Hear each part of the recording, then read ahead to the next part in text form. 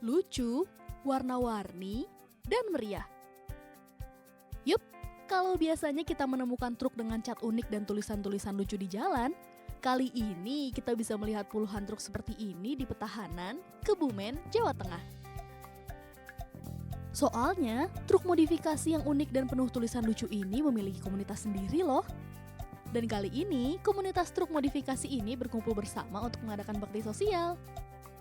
Acara anniversary 1 tahun Kantormania Indonesia Community Koridor Kebumen.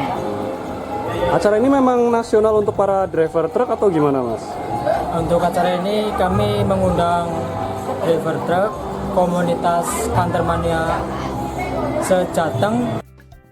Bakti sosial berjalan lancar, truk para peserta pun menjadi ajang berfoto warga sekitar. Ini kalau bak sekitar 42, terus stiker 6 juta. Itu kalau masalah miniatur, itu ya sekitar habis 2,5-an. Kalau di total ada berapa Pak kira-kira Pak? Ya sekitar 45 lah. 45 juta ya Pak ya?